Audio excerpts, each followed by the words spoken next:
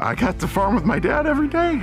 It's a wonderful way of life, and it's at risk, and it shouldn't be. My name is John Bartman. You're at Bartman Farm in Marengo, Illinois. Farming's hard enough as it is. This year, especially because of the tariffs that have been put upon us, this is really putting a major strain on all farmers right now. We don't want a bailout, we want a market. Bailouts are band-aids. What he is doing is destroying our markets. And when those markets disappear, we're not gonna get them back.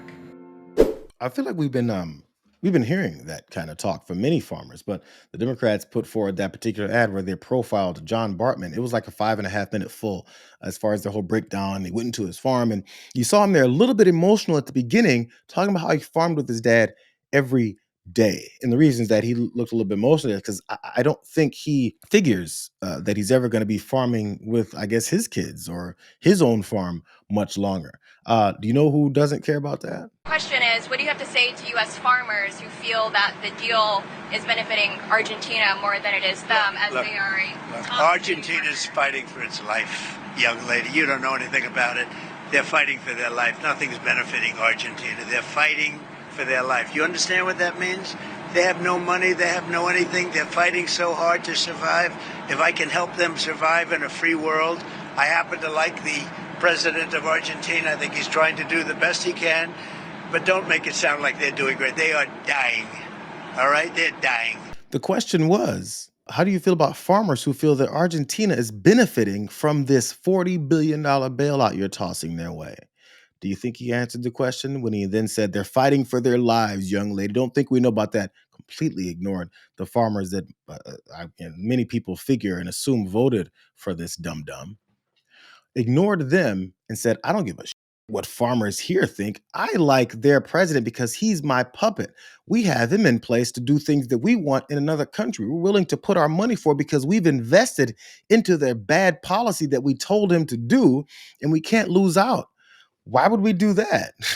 Let's take your money and save our asses. So he's willing to inject more of our money into another country and completely ignore the question about how farmers feel about what it is that he's doing there.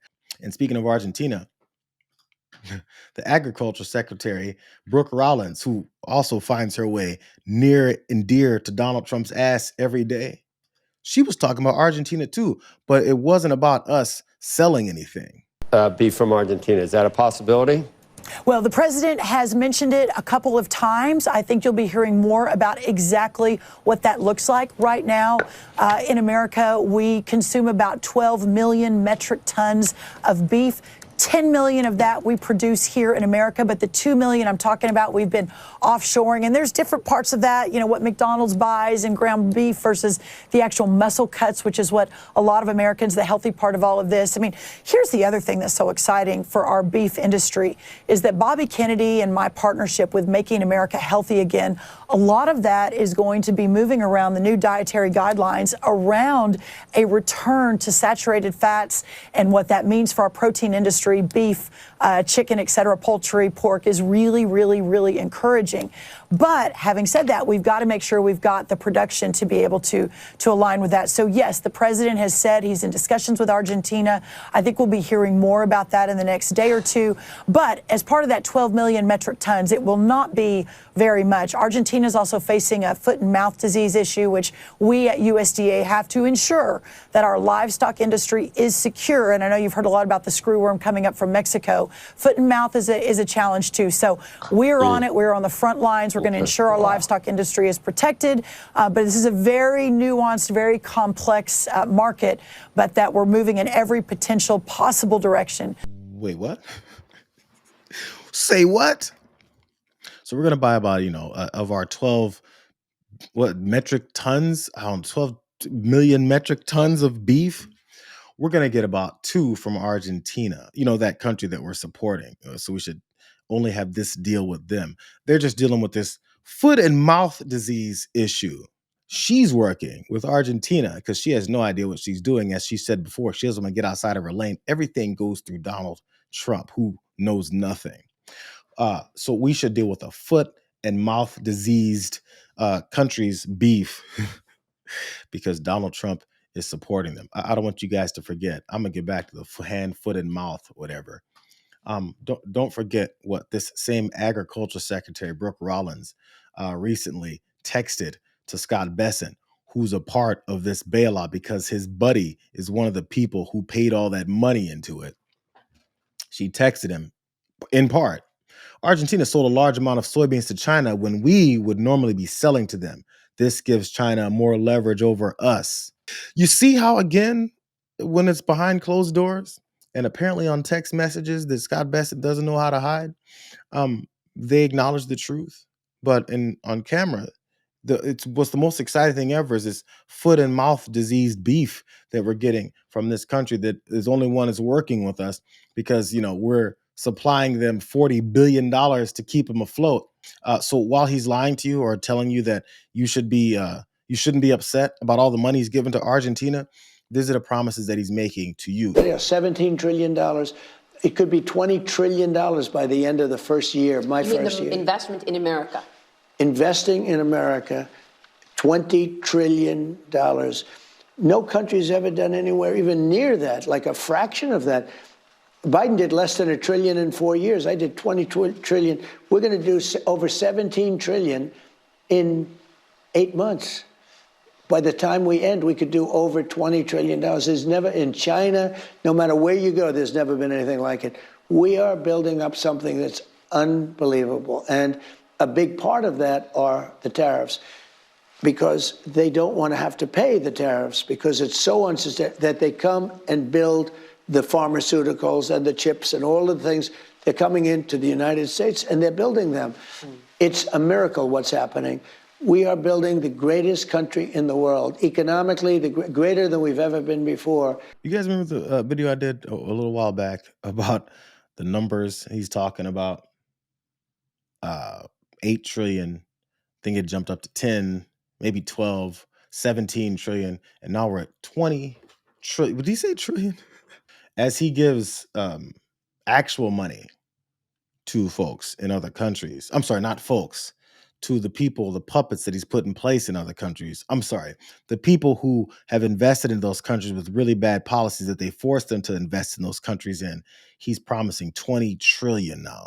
Why not just throw out random numbers? These dumbasses aren't going to question it. Maria Bartiromo's not going to say, how did we get to $20 trillion? What's that based in? Because he also had explanations where he told his people, where's the extra 7 trillion, Mr. President? And he said, check the tariff shelf. And they wouldn't check the tariff shelf. And he said, oh my God, I didn't see it. Thank you, Mr. President, for telling me to check the tariff shelf. Hey, let's go right back to John Bartman, the guy who we started this whole thing off with. That farmer, in case you didn't know how he felt about this administration, because we did hear about how he felt about tariffs and everything. But I'm just curious. I want to go back to him since we just heard about $20 trillion coming in from Donald Trump. I wonder how he feels about that and if he's feeling, any of the benefit of that 20. It was 17 trillion. It's going to be 20. I'm sorry. I'm misquoting him. Are you angry? Oh, yeah. Oh, I'm totally mad. There's no reason for it. This is absolute stupidity. This is a man-made crisis caused by Donald Trump, period. John Bartman is a soybean farmer whose family has been working Illinois land since before the Civil War. This year, his crops, diligently planted, meticulously cared for, are losing their value. This is a yield monitor. This allows me to see instantly what my yield is doing. So this is 4,134. So that's roughly $40,000 worth of soybeans that we have harvested. And a couple years ago, that was easily $60,000. So that's a major change. This is the economics. It's what we do in this country. We export food. And we can't do that right now. Soybeans are the largest agricultural export from the U.S., valued at more than $24 billion last year, 52% of which was exported to China. But this year, soybean exports to China are down 51% compared with the same time period last year. The drop comes as China stopped buying soybeans from the U.S. and an escalating trade war. President Donald Trump insists farmers will win the trade war.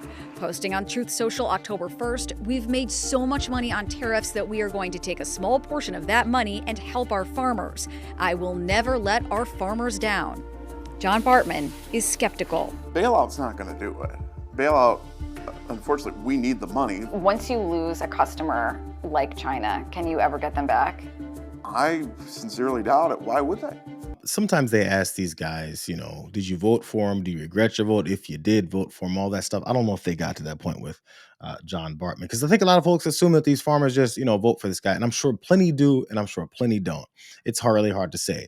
But also, this affects everyone. This affects everyone. And it's not just the tariffs that he said is the driver behind all the great economy that he keeps talking about. What it really is in conjunction with also this mass deportation policies, the fact that they're ruining other folks' businesses, the fact that people are losing their jobs, and then therefore they can't spend on things, even as things increase to the degree that they do. Everything gets worse. And there's only a few people that it gets better for. Those folks that have paid him to make sure that he implements policies and this MAGA fascist agenda that make sure it only gets better for them. That's what unfettered capitalism is. They have a fiduciary responsibility to make more money. And if they run out of places to take money from, they start taking it from anywhere. And then they expand to other countries and take more of our money to try and make more money in another country where they don't give a shit about us, our money, and then just go to make more of it for themselves some more. Ask Scott Bessent about that, since he's heading up, you know, that plan to give Argentina $40 billion. Think about that $40 billion as Senator Brian Schatz then talks about this whole shutdown process. This is all connected. Everything they're doing seems like so much chaos, and that's because it is, but it's chaotic with the background and underlining of them implementing policies that get them more and destroy our lives at the same time. Here's Brian Schatz talking about that stuff. In terms of negotiating with Republicans, if Donald Trump doesn't make the call, they're not going to do it. I think you're exactly right. I think that unless Donald Trump is in on the deal, Mike Johnson won't move, which is why Chuck Schumer asked for a meeting in the Oval Office, because he knows once Donald Trump is persuaded that he needs to solve this ACA premium issue, then he'll just send the order to Mike Johnson.